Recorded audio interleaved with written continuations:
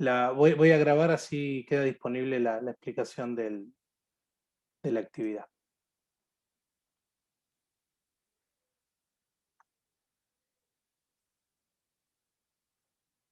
¿Dudas de tema sistema de seguridad? Activa.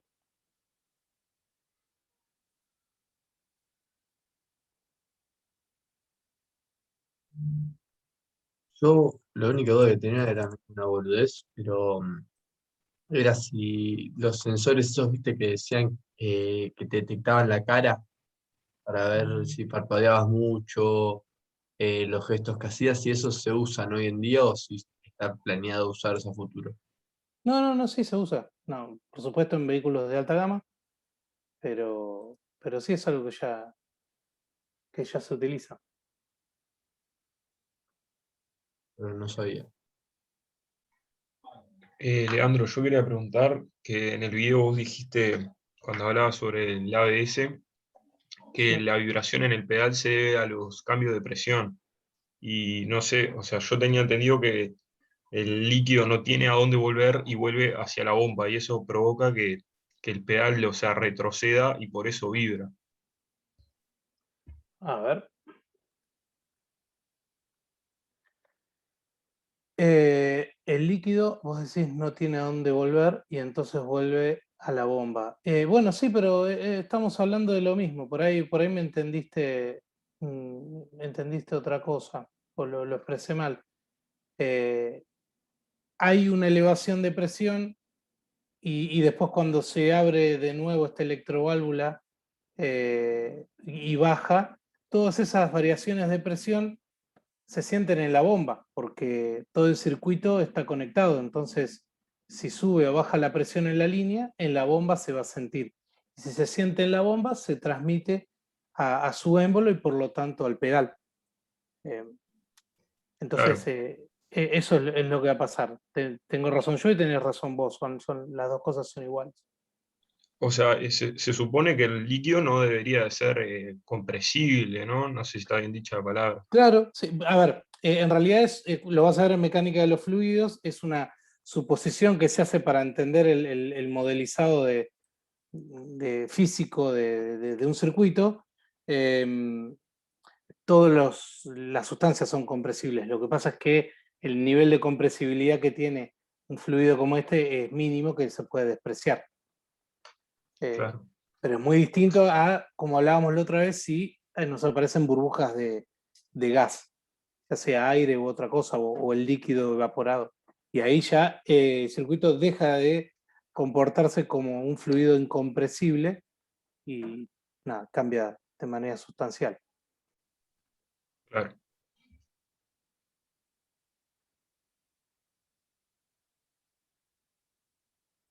A mí lo que más me interesa que sepan de cara al TP, por supuesto de todo lo que vimos es importante, pero de cara al trabajo práctico, es que haya quedado claro este tema del rango en el que trabaja.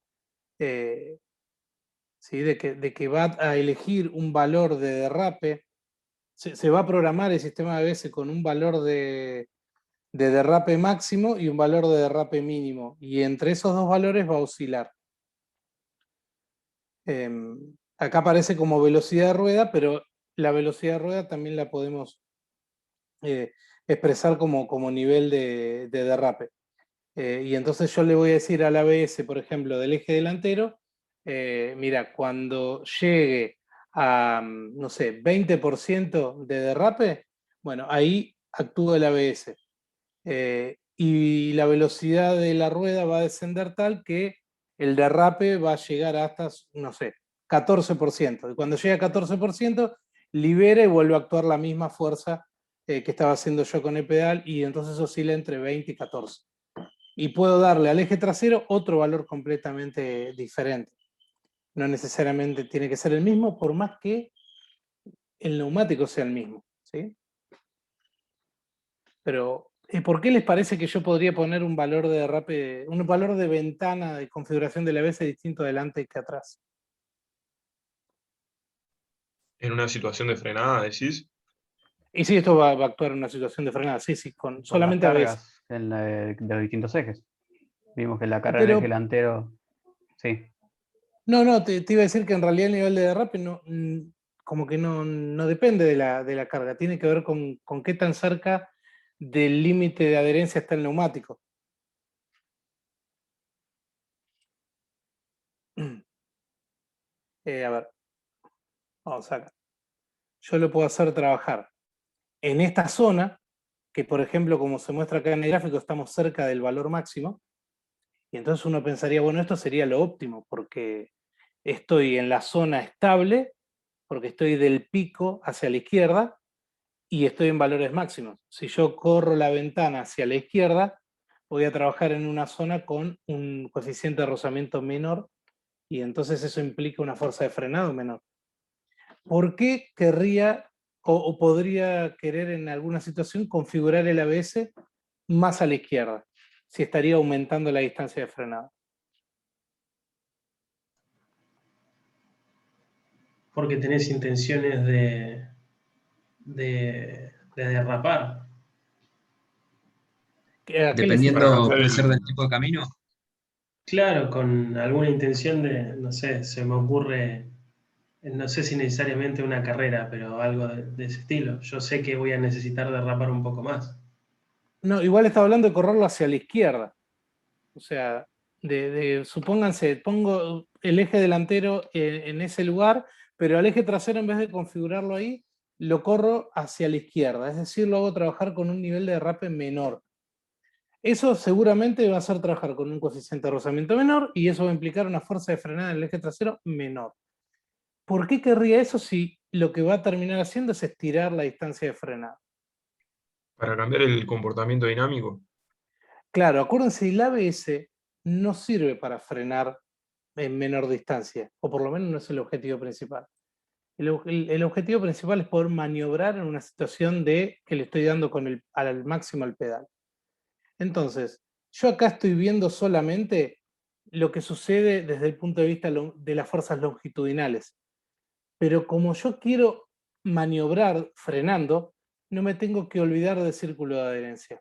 Entonces, si yo estoy cerca del valor, de los valores máximos de fuerza longitudinal, me quedo sin capacidad para fuerzas transversales. ¿Qué quiere decir? Que si voy a estar frenando al límite de la fuerza longitudinal, donde quiera doblar un poquito, el vehículo no va a poder darme fuerzas laterales, no va a poder doblar, y si fuera el eje trasero, lo que va a pasar es que voy a tener una sobrevirancia. Una subvirancia es siempre más fácil de corregir, una sobrevirancia no. Entonces se suele correr en la ventana del ABS en el eje trasero un poquito hacia atrás para, como decía, creo que era Francisco, cambiar el comportamiento en frenada cuando estoy doblando, ¿sí? Si lo analizo frenando derecho no tiene sentido, pero empieza a cobrar sentido cuando lo pienso como una frenada esquivando un obstáculo.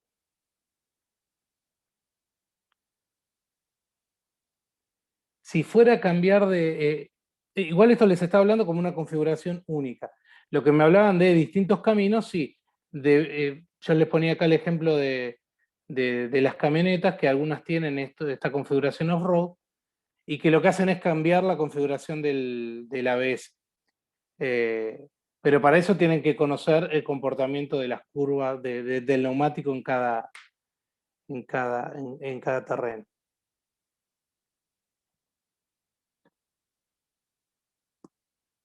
Puede ser que, dependiendo del tipo de vehículo, es cómo está programado el ABS.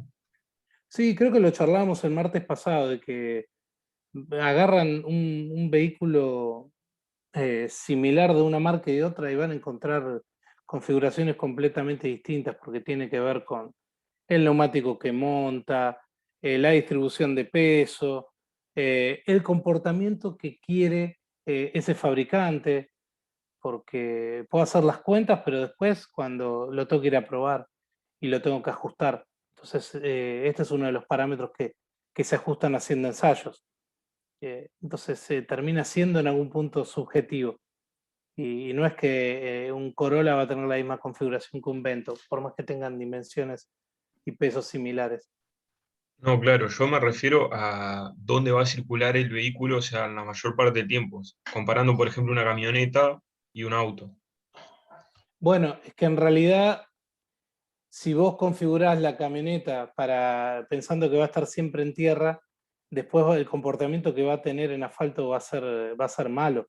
Entonces la solución es poder elegir, que a eso iba el video este que aparecía acá, que ustedes pueden decirle al vehículo, mirá, estoy en una situación de off-road. Entonces en una situación de off-road, como muy probablemente sea tierra, voy a tener este efecto cuña adelante. Para aprovecharlo, lo que va a hacer el ABS es el límite superior de la ventana se va a 100%, o sea, bloquea. Y hasta lo deja un tiempito bloqueado, una milésima de segundo, y vuelve a soltar y vuelve por ahí a 15%. Y oscila entre esos valores, como entre 15 y 100. ¿Por qué? Porque en 100 tiene el máximo coeficiente de rozamiento por el efecto cuña. Pero en 15, volviendo acá atrás, tengo capacidad para doblar. Por supuesto de que si freno derecho, bloqueando las ruedas voy a frenar en menos distancia, pero no voy a poder esquivar nada. Y no siempre lo que busco es frenar en la menor distancia posible. Hay veces que quiero frenar y esquivar al mismo tiempo. Porque hay veces que no alcanza con frenar nada más. En ese caso de frenar y doblar en tierra con este sistema, Sí. eh, es un poco más complicado en el tema de que si se te traba la rueda y vos estás doblando, después se te destraba y ahí empieza a copiar la curva, ¿eso te puede desestabilizar un poco? Y puede llegar a pasar, sí. Pero calculo que debe ser algo que tratan de, cuando se lo pone a punto de O buscar sea, un equilibrio entre la situación que describís vos y también de minimizar la distancia de frenado. claro, pero digamos la rueda va a trabarse igual, por más que doble, no reparan en eso, digamos. A Me ver, lo hoy, imagino como, a ver, si vos frenás y se te traba la rueda y estás queriendo doblar, cuando vuelve la rueda a girar, medio como que te va a desbalancear un poco toda la sí, conducción. igual, ojo que no es lo mismo tierra que asfalto, el tirón no va a ser tan fuerte, pero Sí, también. hoy por hoy, Fer se los va a explicar la clase que viene. Hoy todos los sensores que tiene el auto, cualquier unidad de control los puede aprovechar. Entonces vos tranquilamente podrías configurar el ABS en función de la posición del ángulo del volante. Y podrías hacer que cambie a medida que vos girás el volante, si Claro, o quisieras, sea, si vos ¿verdad? girás el volante no se traba, no va trabada O, la rueda. o que sí, que cambie el rango de la ventana, por ejemplo. Yo no Claro. sé si eso existe hoy, pero no le veo a priori un impedimento para poder programarlo así. Sí, no, porque te puede tomar por desprevenido, si ¿Sí? va, me lo imagino así. Sí, sí. Bueno, y esto mismo también aplica al control de estabilidad. Se puede tener un mapeo de control de estabilidad distinto. Hay autos que en vez de tener directamente el off-road, pueden cambiar entre muchos más opciones. Hay vehículos off-road modernos que tienen, por ejemplo, nieve, piedra, arena, barro, y como cambia tanto la superficie, cambia también todo este mapeo. Sí, profe, creo que hay un vehículo, o sea, algunos vehículos tienen como un sistema similar, pero es como un control de tracción que lo denomina alguna marca tipo Crowd Control, que es como si fuera un sistema crucero, pero en un caso particular del off-road. Sí, y esa misma opción te podría cambiar eh, para trepar en nieve, para trepar en piedra, porque también la situación va a ser distinta. Hoy las configuraciones que uno puede tener son muchísimas. Claro, sería como el mismo sistema en distintas prestaciones. Ajá. Y también a los vehículos off-road que tienen el control de descenso, también le puede aplicar lo mismo. No es lo mismo hacer el control de descenso en nieve, en barro, bueno, en asfalto no tiene sentido, pero pero sí. Te voy a preguntar con el ejercicio 4, a ver si estaba bien lo que pensé. Sí, ahí, ¿Lo ahí tenés? lo. Sí, sí, tengo todo a mano, ahí está. Dale. Sí.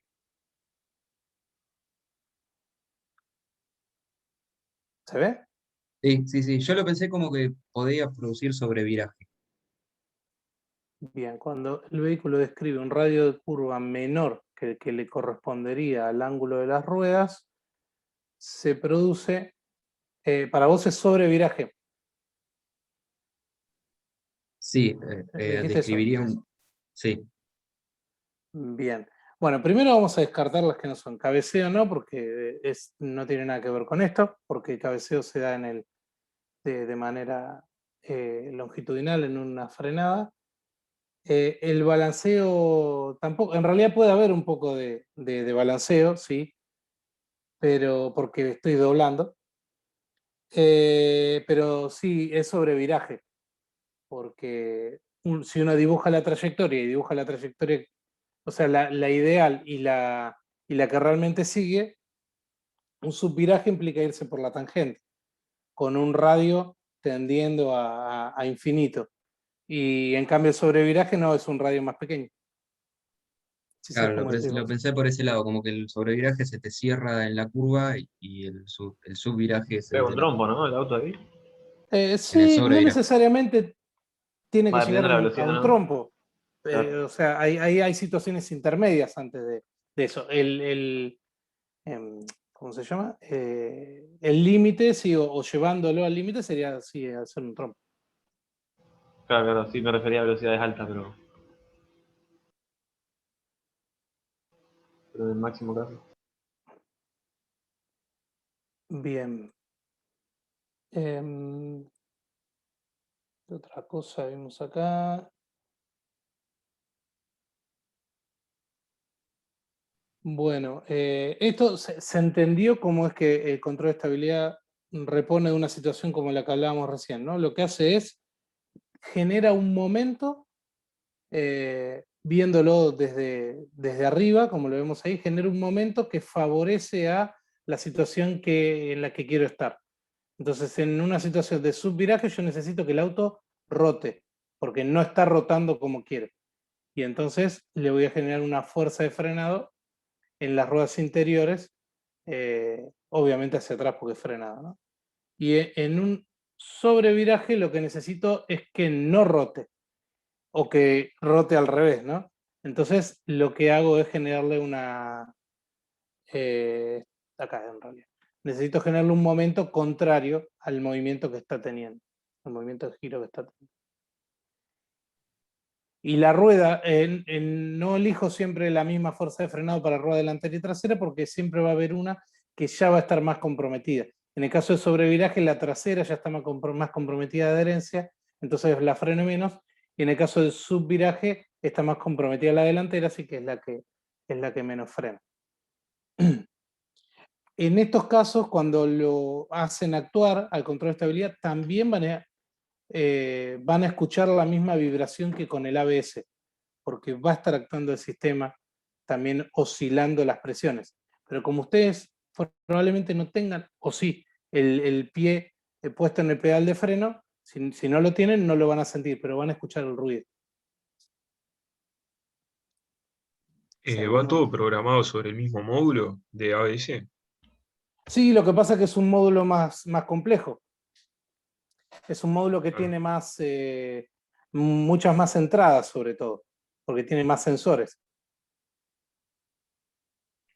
claro. Entonces, como tiene más sensores, también empieza a tener más prestaciones, porque tengo más información para jugar. Pero los actuadores terminan siendo siempre los mismos. Son las 4 pinzas. Pero por ejemplo, si tiene control de tracción y no, o sea, perfectamente podría tener control de estabilidad, ¿no? O sea, falta algo de programación en ese caso. No, en realidad el control de tracción es fácil ponérselo a un vehículo que tiene pero que tiene ABS. El salto se da cuando querés pasar al control de estabilidad.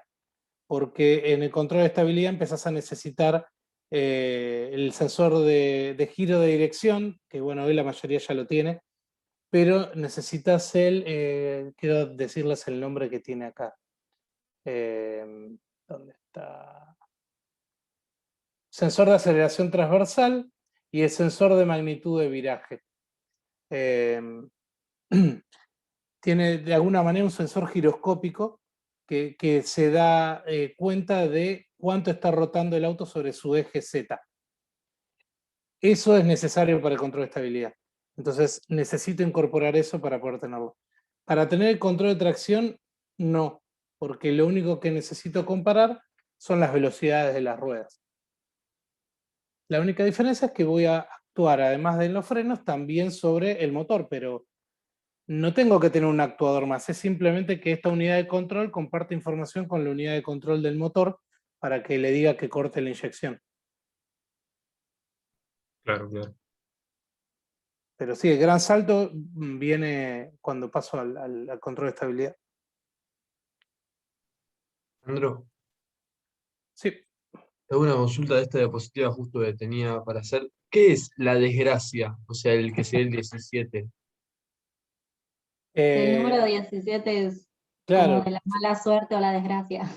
en la quiniela el 17 es la Ah, desgracia. Y como acá no aparecía nada, ¿bien? Yo perfecto. si no tenía que hacer un salto y no me lo permitía el PowerPoint, entonces quedó así. Listo, bárbaro, gracias.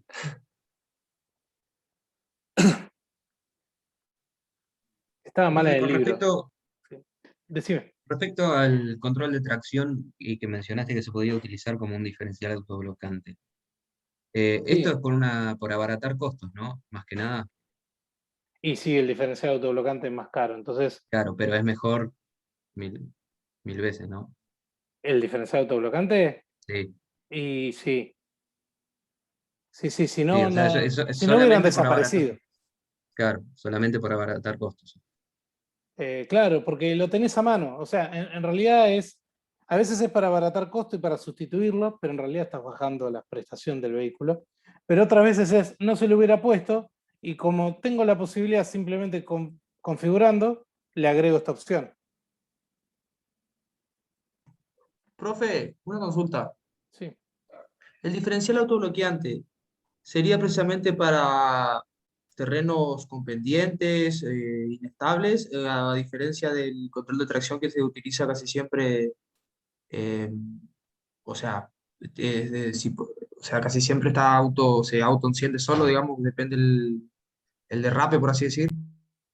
Sí, ya lo vamos a ver mucho mejor cuando lleguemos a ver una clase exclusiva de diferenciales, que además de repasar un poquito lo que vieron Automotriz 1, nos vamos a meter directamente con todas las formas de tener un bloqueo de diferencial, que va a atacar distintas situaciones. No sé, por ejemplo, cuando me queda una rueda metida en una cuneta y la otra en el asfalto, o cuando, cuando estoy, por ejemplo, puede servir también en asfalto. eh, mm, Hay distintos usos y distintas tecnologías que quedan mejor para cada uno de los usos. Yo acá les tiré una puntita, pero lo vamos a retomar cuando veamos diferenciales. Perfecto, gracias. De nada. Bueno, me quiero meter con el TP, con la actividad. Así que les voy a mostrar. Primero les voy a mostrar los ensayos que tienen disponibles nuevos del vehículo. Son básicamente dos. Con el que más vamos a trabajar es con este, que es un ensayo de frenado de 200 a 100 km/h en piso seco. ¿Sí? El otro es de 100 a 0 en piso húmedo. Pero todo el ejercicio lo vamos a hacer sobre este. El otro les queda para tener información. Bien, ¿qué datos tienen? Van a tener un gráfico, este es un gráfico de distancia en el tiempo. Este que está acá es la velocidad en función del tiempo. ¿Qué velocidad? Porque hay varias líneas, ¿ven? Están cada una de las ruedas. Tienen L1 es la izquierda delantera, R1 es la derecha delantera.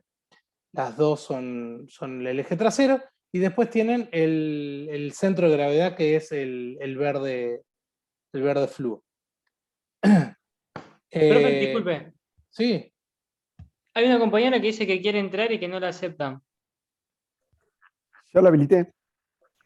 listo. Ah, perfecto. Joya. Gracias. No está bien, avisen por las dos. ¿Por qué tienen diferentes velocidades el centro de gravedad de las ruedas?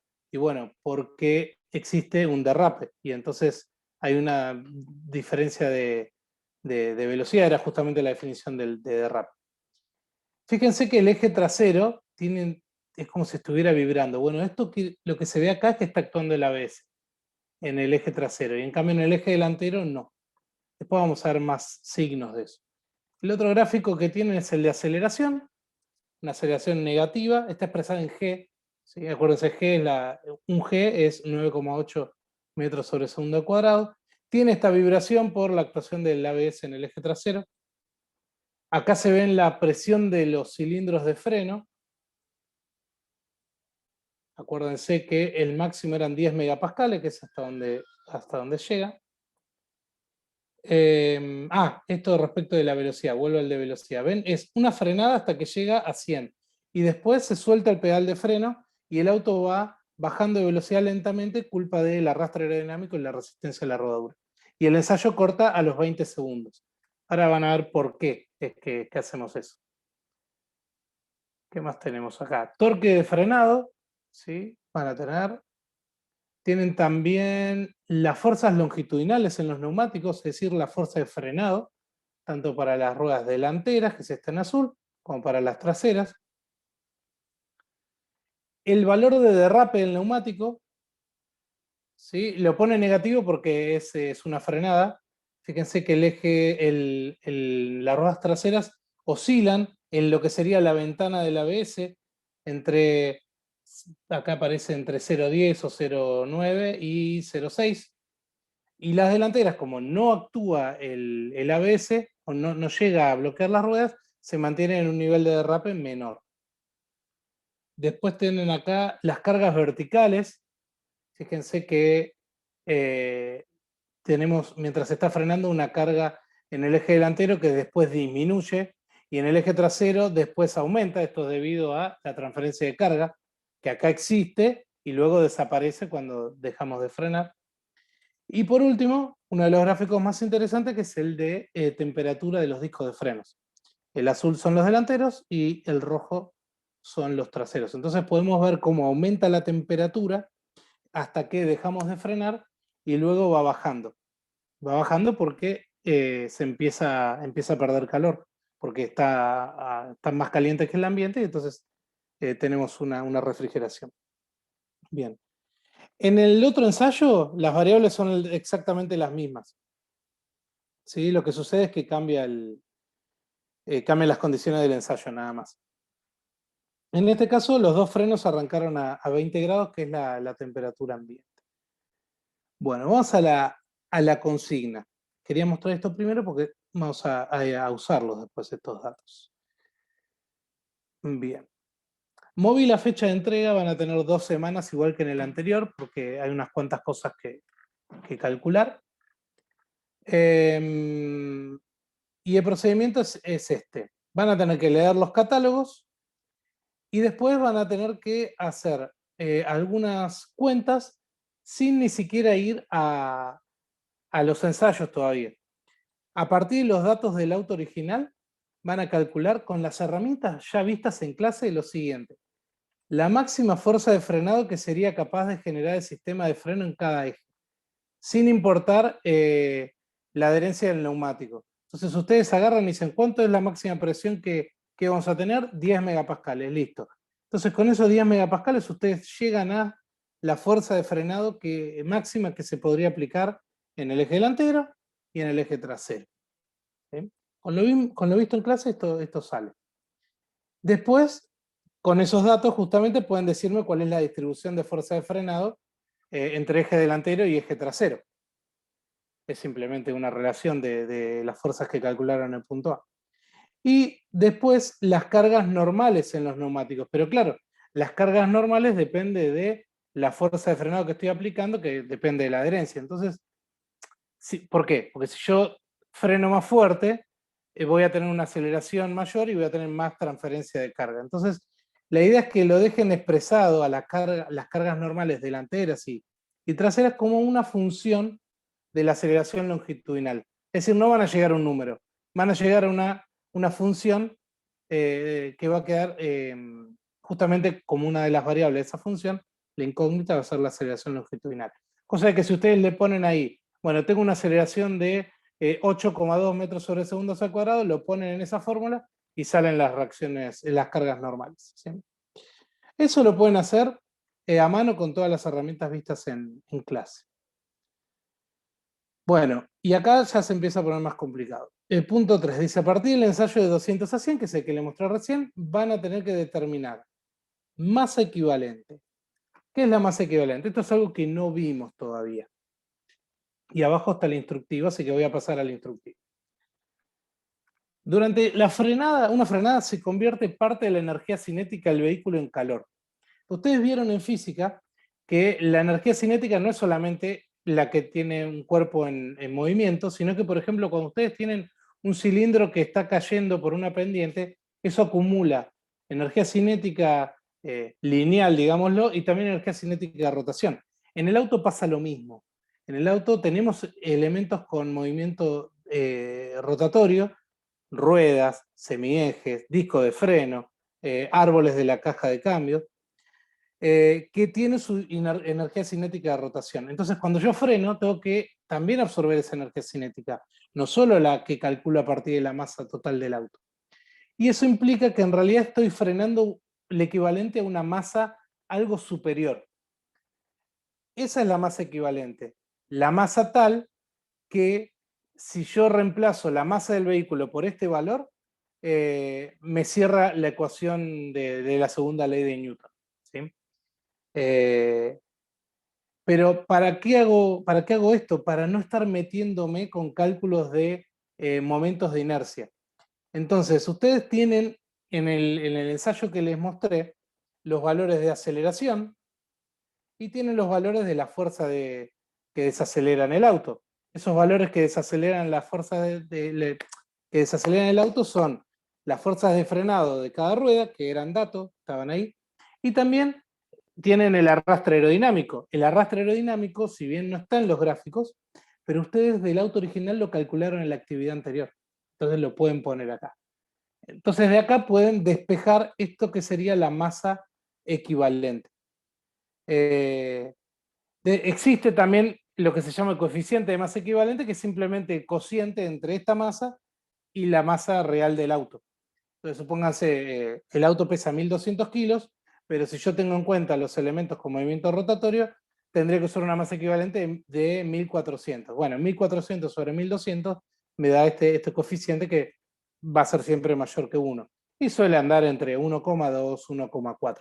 Pero no lo saben porque ustedes no saben cuáles son los momentos de inercia de las masas rotando en el auto. Pero tienen una forma de empezar a estimarlo a partir de los gráficos y de esta interpretación que estamos haciendo. Seguimos. 3.3b. El coeficiente de rozamiento longitudinal que están utilizando los neumáticos en cada eje. Bien. Vamos al 3b, al instructivo.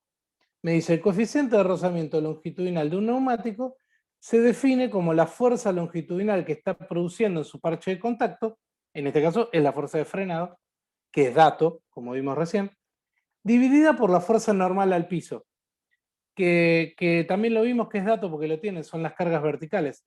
Entonces, para cada instante ustedes podrían calcular el coeficiente de rozamiento que están teniendo los neumáticos delanteros y los neumáticos traseros. No es el máximo, ¿sí? Es el que se está usando en esa situación. Fíjense que los neumáticos delanteros no llegaron al límite de adherencia, no llegó a actuar el ABS. Entonces el valor que me va a dar este mu va a ser inferior a la máxima capacidad del neumático, pero es lo que se está usando en ese momento. ¿Sí? Y van a ver que obtener este valor es importante a la hora de usar la herramienta en Excel que les preparamos. Esto, les decía, se puede calcular para cualquiera de las 4 ruedas, pero frenando derecho, la derecha y la izquierda no van a diferir entre sí, van a diferir solamente las traseras de las delanteras. Después les pido el coeficiente de refrigeración H de los discos de frenos, delanteros y traseros. Y ustedes dirán, pero de esto no vimos nada. Bueno, y además, ¿cómo lo calculamos? Esto se lo dejo para que ustedes después lo lean tranquilos, pero en realidad no van a tener que hacer ningún cálculo a mano, ¿sí? Este coeficiente es parte de un modelo matemático que me va a permitir calcular la variación de temperatura de los discos mientras estoy frenando y también mientras estoy circulando y no estoy frenando. Entonces, cuando vuelvo al gráfico del ensayo, ese modelo me permite describir esta curva, pero también esta otra recta, que en realidad es una curva, mientras están refrigerando, ¿sí? Simplemente quitándole o poniéndole la fuerza de freno. Ese modelo matemático lo cargamos en un Excel que ustedes van a tener disponible y van a tener que usar. Se los muestro acá. Ya lo tienen ahí disponible. En este Excel ustedes le van a cargar los datos del auto. En masa total, van a tener que haber calculado la masa equivalente. Acá está calculado a partir de este numerito, ¿ven? Del coeficiente de masa equivalente, pero si ustedes les dio 1500 y bueno, lo van a ir tocando hasta que les dé 1500 y ahí está, miren qué suerte, justo. Y listo, y llegan a este coeficiente, ¿no? Acá les fui dejando cartelitos para que vean qué es cada cosa, pero van cargando los datos del auto. Los parámetros aerodinámicos, todo sobre el auto original, ¿sí? ¿Vieron que calculamos los coeficientes de rozamiento del neumático? Bueno, era porque iban acá. Porque este modelo necesita que ustedes les carguen esos valores. El radio efectivo de la rueda. Y acá los parámetros de los frenos, tanto delanteros y traseros, que me van a permitir hacer esta modelización para construir las curvas de temperatura. Esto que está acá, que se llama, bueno, es la letra sigma, es la proporción de calor de la energía. Vieron que cuando yo freno, la energía cinética se transforma en calor. Bueno, no todo ese calor va para el disco. Hay parte de ese calor que va a la pinza. Entonces hay que tener en cuenta, si yo voy a estar evaluando solamente la temperatura en el disco, voy a tener en cuenta la porción de calor que va al disco. Así que este coeficiente apunta a eso. Esta es la masa del disco, que ustedes la saben porque es dato del catálogo. Este es un coeficiente, este es el calor específico del material del disco, aquellos que estén haciendo física 2 por ahí ya lo vieron, pero créanme que lo pueden dejar así como está, porque este es el calor específico de fundición de hierro, así que lo pueden dejar ahí. Esta es la superficie de los discos, que es dato del catálogo, y este es el coeficiente de refrigeración de los discos. Esto no lo sabemos, ¿sí? Este es algo que se determina experimentalmente. Entonces, si yo les estoy pidiendo eso, ustedes me dirán, pero ¿cómo hacemos para determinarlo si no lo sabemos y no está en el catálogo? Justamente lo que tienen que tratar de hacer es de que las curvas de temperatura de los frenos que les va a arrojar este Excel, ustedes las van a tener que tratar de igualar con las que dieron en el ensayo. Entonces ahora van a ver cómo aparecen las curvas en este Excel. Acá tienen los datos de entrada de la simulación, cuál es la temperatura ambiente, las temperaturas iniciales de los discos delanteros y traseros, que podían diferir de 20 grados, en el caso del ensayo los dos arrancan a 20, pero si ustedes después quieren usar esto, tienen la posibilidad de cambiarlo. Y velocidad inicial y final en metros sobre segundo. Ven que yo acá les puse 200 y 100, está dividido por 3,6 para que me dé el valor en metros sobre segundo. Y acá me tira algunos resultados, pero los resultados más importantes en realidad salen acá. Y son todos estos gráficos, que a algunos les van a parecer conocidos porque son los que vimos recién. Distancia en función del tiempo, velocidad en función del tiempo, aceleración, las fuerzas de frenado, y está la aerodinámica también, potencia de frenado, energía y temperatura de los discos, delanteros y traseros. ¿Ven? Entonces me crea la curva de la parte donde sube la temperatura y después donde baja. La idea es que ustedes traten de igualar esto tocando el valor H a lo que aparecía en el ensayo. ¿Sí? Van a tener que tocar acá el H, cambiarlo. Si acá le pongo, no sé, a este le pongo 0,03 y al otro del trasero lo dejo igual. Van a ver que cuando voy acá me debería haber cambiado algo. Si yo le cambio la masa de los discos, le pongo 30 kilos y las curvas ven que me van a cambiar. ¿Sí? Entonces la idea es ir tocando hasta que las curvas me quedan igual. Tocando aquellas cosas que son incógnitas, ¿no? No van a tocar la masa de los discos porque eso es dato.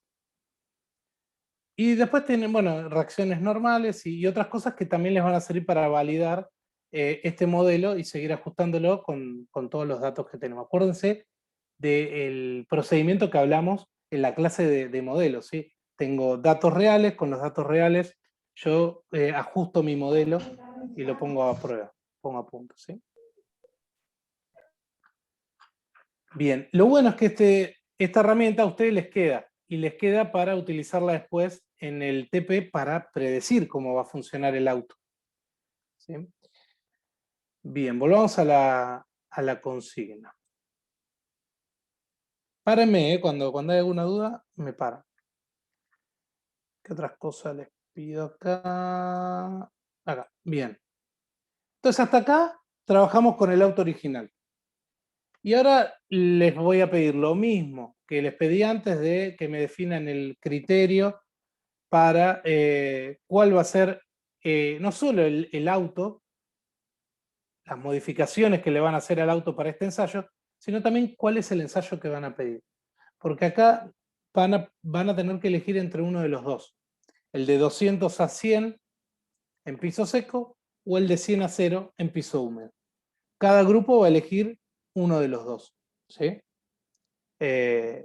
Y ustedes deberán decidir por uno y deberán explicar por qué prefieren uno respecto del otro y cuál es su estrategia para este ensayo. ¿Sí? Van a tener que hacer el listado de componentes igual que antes. Van a tener que, además de los componentes, me van a tener que especificar la temperatura inicial de los discos para cada eje, porque tranquilamente alguno de ustedes podría decir, ¿sabes qué? Me interesa que los discos arranquen a 100 grados, no a 0. Bueno, por alguna razón. Y entonces me dicen, mira, los discos arrancan a 100. Y la temperatura ambiente va a ser siempre 20 grados. Si ustedes no me especifican esto, listo, yo asumo los discos arrancan a 20.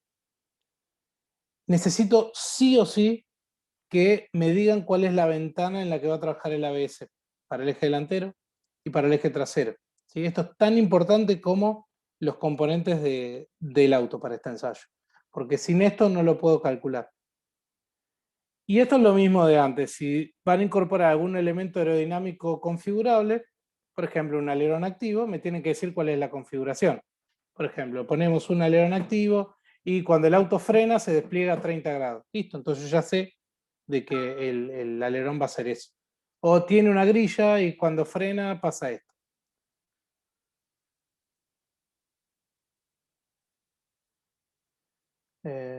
Vi que alguien ponía con el chat, pero no alcancé a leer. Bueno. No, profe, yo que me tengo que retirar antes, pero dejo por si para la lista más tarde. Ah, buenísimo. Dale. Disculpe. No te hagas problema que queda grabada la clase. Ah, genial. Bueno, hasta luego, buenas noches. Hasta luego. Bien, ¿qué otra cosa les pedía? Bueno, una vez que definen todo el auto y el ensayo que van a pedir, ¿se acuerdan que en la actividad anterior les hicimos predecir, por ejemplo, cuál iba a ser ese X, la posición del centro de gravedad, etcétera, del nuevo auto? Bueno, acá lo que van a tener que predecir es esto. La distribución de la fuerza de frenado del auto que ustedes proponen, que esto ni siquiera tienen que usar el Excel, esto lo tienen que hacer a mano, como lo hicieron en uno de los primeros puntos. porque sale a partir de los discos que eligen, las pinzas que eligen. Y el momento de inercia equivalente. ¿Qué es el momento de inercia equivalente? Vamos al Excel. Es esto que está acá. Bien. Vieron que yo les dije que para que el cálculo de frenada me dé bien, tengo que usar la masa equivalente que tiene en cuenta la inercia de las piezas que están rotando. Bueno, yo podría, si quisiera, calcular cuál es el momento de inercia de todas esas piezas juntas que están teniendo un movimiento rotatorio. ¿Sí? Y de hecho están vinculadas. La formulita es esta que está acá y yo se las expresé en la consigna, en el instructivo. Vamos al 6, acá abajo. Acá está. Ya fue mencionado el efecto con masas en movimiento rotatorio, pero si uno quiere ver el efecto que ya tiene que tiene la aceleración longitudinal, por ejemplo, poner llantas con un momento de inercia mayor, que puede llegar a ser el caso, sería útil trabajar en términos de momento de inercia. ¿Por qué? Porque ustedes en el catálogo, capaz que ya lo vieron, tienen los momentos de inercia de las llantas, de los neumáticos y de los discos de freno. Entonces ustedes se pueden dar una idea de qué pasa si yo le cambio los discos, si les cambio las llantas, cuánto me cambia el momento de inercia. Y ojo que cambiarle el momento de inercia equivalente al vehículo implica que cambia la masa equivalente, y entonces estoy frenando un valor distinto. O sea, puedo tener dos vehículos que pesen 1200 kilos, pero que su masa equivalente sea diferente porque los elementos rotatorios tienen otros valores de momento de inercia. Y se calcula así. Este momento de inercia equivalente es la masa equivalente menos la masa real del auto por el radio efectivo de la rueda al cuadrado. ¿Cómo sacan el momento de inercia equivalente? Bueno, lo pueden hacer así. Si ustedes sacaron el momento de inercia equivalente del auto original, lo que hacen es, por ejemplo, este es un ejemplo con las llantas, ¿sí? Como las llantas son 4, tengo que restarle el momento de inercia de las 4 llantas originales que estoy sacando y le tengo que agregar el momento de inercia de las 4 llantas que les estoy poniendo.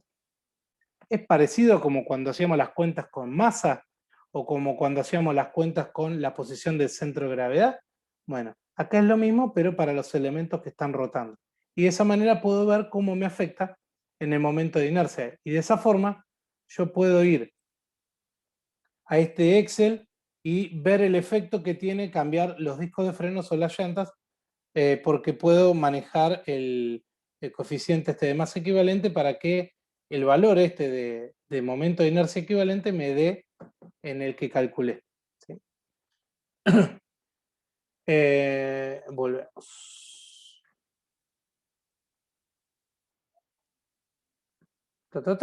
Bien, y nada más.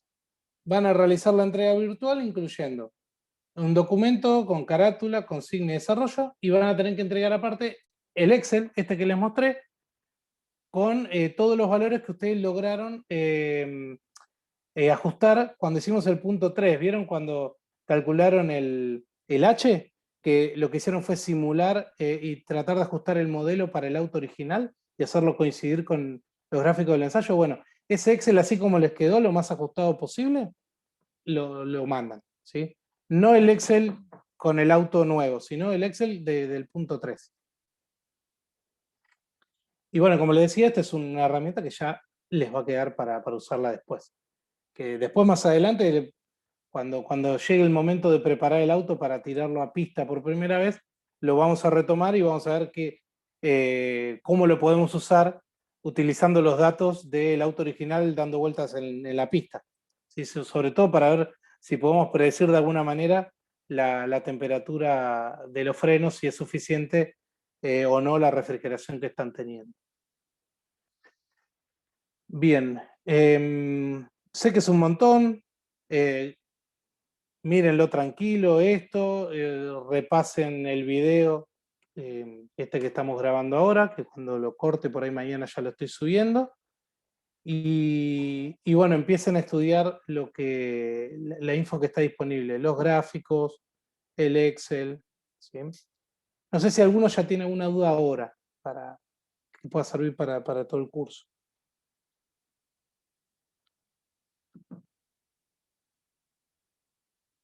Qué bueno, entendieron todo. Entonces, con Fer Yo nos tengo, podemos ir profe, a dormir una tranquilos. duda en el Excel del punto 3. Sí. Lo único que tenemos que hacer es modificar el H. Sí, primero tenés que ajustar todo, porque estos valores que... Bueno, más allá de todo eso, no sí. Sí. Lo principal es el H y ahí todo por tanteo. Obviamente no, bueno. Por tanteo, sí. Ojo, no es solo el H, porque por ahí este valor, el sigma, no necesariamente es 98. Entonces, este va a ser el que menos van a tener que ajustar, pero tengan en cuenta de que puede ser que este también cambie, ¿no? Para eso, para llegar a esto y hacer bien el tanteo para obtener el H, el ajuste de masa equivalente les tiene que haber quedado bien. O sea, esa primera etapa de, a partir de los datos del ensayo, sacar bien cuál es la masa equivalente, si ustedes hacen bien eso, ya se aseguran de que esta masa y este coeficiente que están usando acá están bien. Y entonces lo único que tienen que ajustar después es el H. Bien, bien, perfecto. Ojo que el H acá puede diferir del de acá, obviamente, porque el H está hablando de las condiciones de refrigeración, que no son completamente distintas adelante y atrás por un tema de flujo de aire, pero también por ¿cómo se llama? Por el tipo de freno que está utilizando. Así que eso puede cambiarse.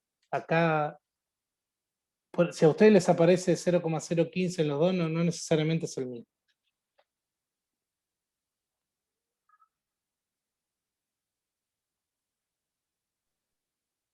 Profe, ¿tenemos que partir del auto original? ¿Podemos partir del auto que ya estamos trabajando con la parte aerodinámica? No, para este Excel que tienen que entregar, lo primero que tienen que hacer es ajustar el modelo al auto original, que es del que hoy tienen los datos. Eso es lo importante, que tengamos este procedimiento de, tengo un modelo, lo quiero ajustar, entonces uso datos que ya existen. Y esos datos que hoy tenés son los del original. Después, está buena la pregunta, porque después, cuando yo les devuelva el informe, les voy a entregar, no les voy a entregar, voy a subir al campus un informe como el del auto original, pero para cada grupo.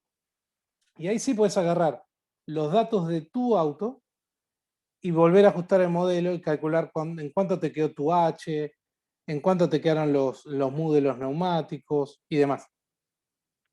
Pero ese laburo no lo van a tener que entregar. Ese laburo está bueno que lo hagan para seguir investigando y ver cómo queda su auto, pero ya lo vas a estar haciendo por segunda vez. Entonces yo les pido obligatoriamente que lo hagan con el auto original para que por lo menos usen la herramienta una vez.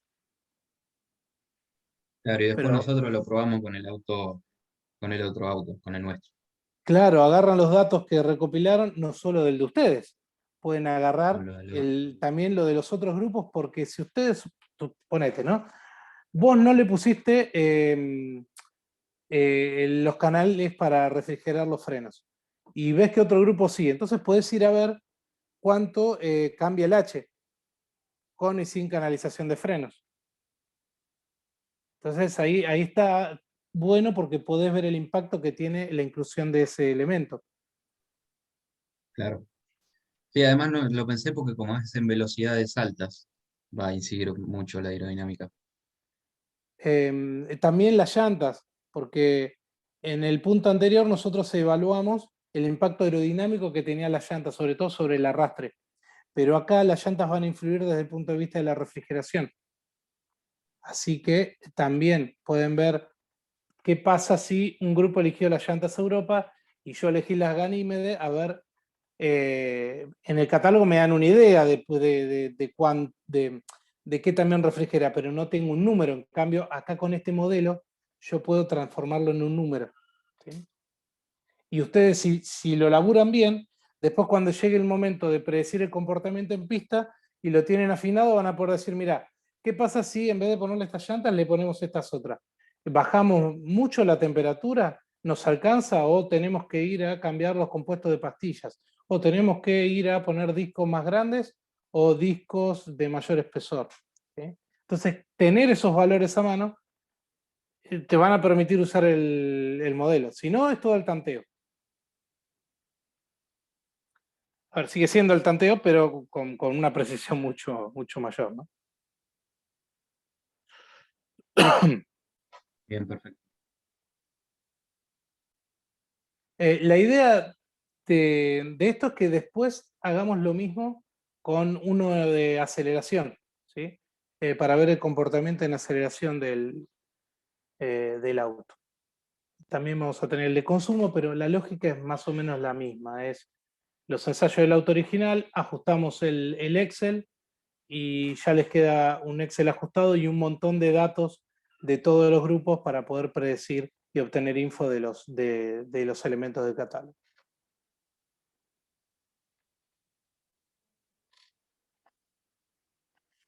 Bien. Por último, ¿cómo encuentran la info en el campus? Los ensayos están acá. En ensayos, ya tienen, además de todos los del túnel de viento, los dos del auto original, ¿sí? De frenado. Los estoy ordenando por carpetas.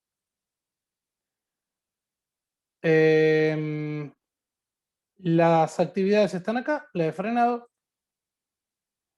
Y acá tienen la consigna que les mostré recién y el modelo de cálculo en Excel. Fer, ¿estás ahí? Como decía cierto Sí, Lea, candidato estoy a aquí. presidente. Bueno, después fíjate, vos que sos el capo de las entregas en el campus, Gracias, Lea. si los parámetros que puse acá de esto, de la entrega y todo está bien. No Perfecto, tanto las dale. fechas, no tanto las fechas, sino las condiciones, de formato de archivos de entrega. ¿Por qué? Porque te van a tener que pasar dos archivos los chicos, un PDF y después un Excel. Sí. Entonces va a ser una entrega de dos archivos y nada, quiero ver si se puede. Si no, vamos a tener que buscarle la vuelta de otra forma. Bueno, dale. Excelente. ¿Qué otra cosa necesitan? No, los catálogos están, esto está. La herramienta está ahí. Ah, bueno, nada, y todo lo que vimos hoy, está, bueno, si están escuchándome porque lo encontraron. Está en la unidad 2, ¿sí? Hoy cambiamos de unidad porque Sistema de Seguridad Activa iba acá. Así que la clase que viene, Fer les va a dar sensores y actuadores y redes de comunicación, también va a estar en unidad 2. Y más tirando a fin de año, cuando veamos climatización, también lo vamos a tener en unidad 2 y se van a sacar la duda de por qué la climatización es un sistema de seguridad activa. Bien. Bueno, ¿estamos en chicos, condiciones de de tomar... pasar lista? No, sí, en realidad no es tomar lista. ¿Viste el mail que nos mandaron? De que la resolución dice que no se toma lista. Pero nosotros dijimos que no es tomar lista, que es generar un listado que nos va a servir a nosotros como datos. Tal cual. Así que bueno, voy a pasar a tomar lista. Dale. Dale, nada. Es claro. Buenísimo. A Bueno, ver. ¡Apa! Ahí estamos.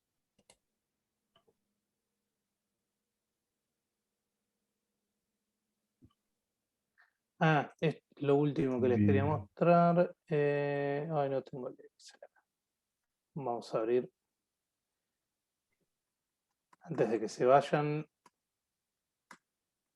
les quería mostrar el calendario porque tuvo una ligera modificación. Y también para recordar cómo viene la mano. Bueno, hoy estamos acá, clase 8, 4 de mayo. Vimos esto.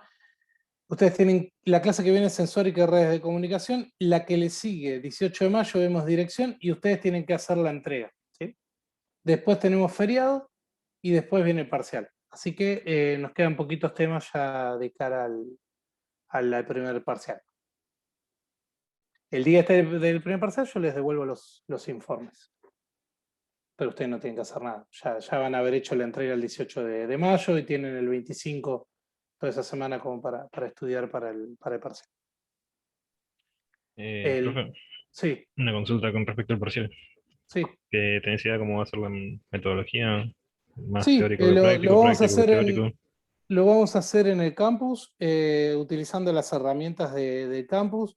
Después el 18 de mayo lo vemos bien a fondo, pero la idea es generar actividades con multiple choice o también algún ejercicio práctico en donde ustedes tengan que escribir en un pequeño texto breve la respuesta, hacerlo a mano y después de que pasen, no sé, una ventanita de 2 horas, máximo 2 horas, mandar por mail escaneado el ejercicio resuelto a mano, en el caso de los que se pida que sean así.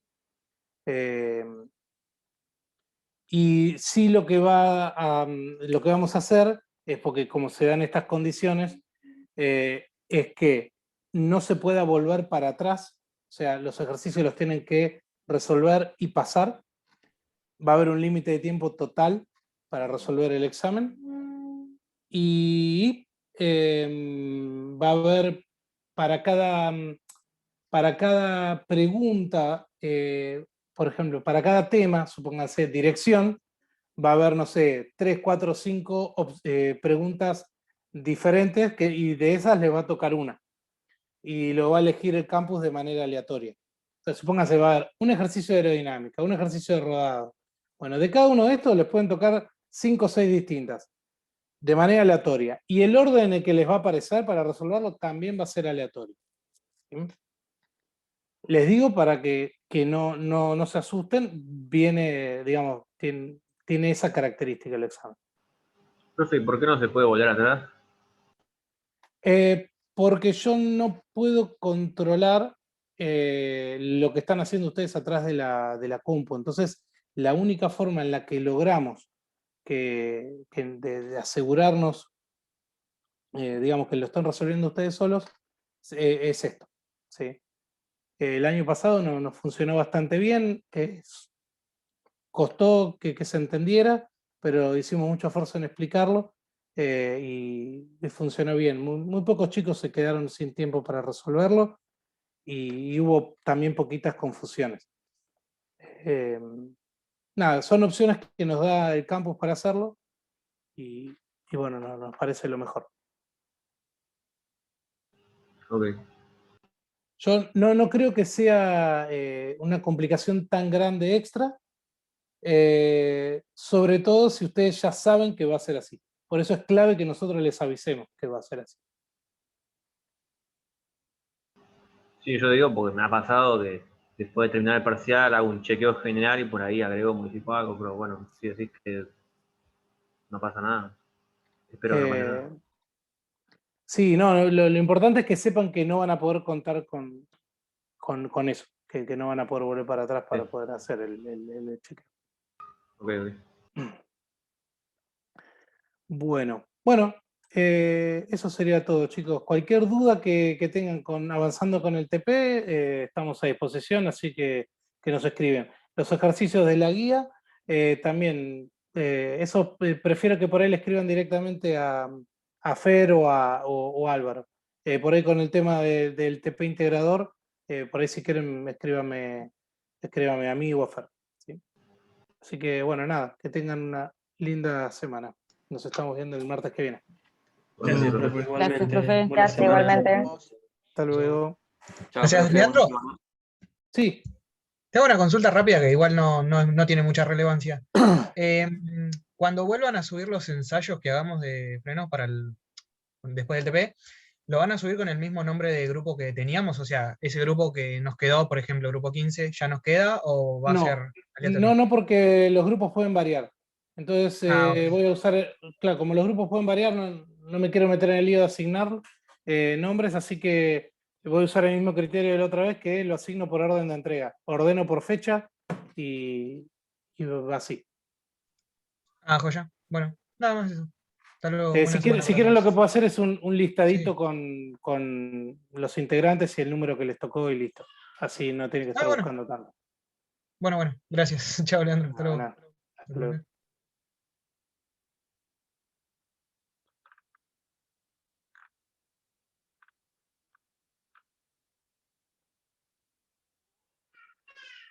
Profe, Bueno, Fer, recién me comentó un sí. compañero que están las correcciones de la primera entrega del TP en el campus, pero no la encuentro. No sabía que estaban, no sé si la subieron hoy. Ay, no te entendí, Maxi. Decime. Sí, que recién consulté por la corrección de la primera entrega Ah, del trabajo integrador, la parte aerodinámica, sí. y me comentó un compañero que están subido un archivo con todas las correcciones en el campus, pero no estoy viendo, o sea, no sé Bueno, a dónde ver, está. para que lo busco, porque eso lo hizo Fer y no sé cómo lo hizo. Estoy buscando acá. Yo me ocupé de hacer las simulaciones y él de hacer esto otro.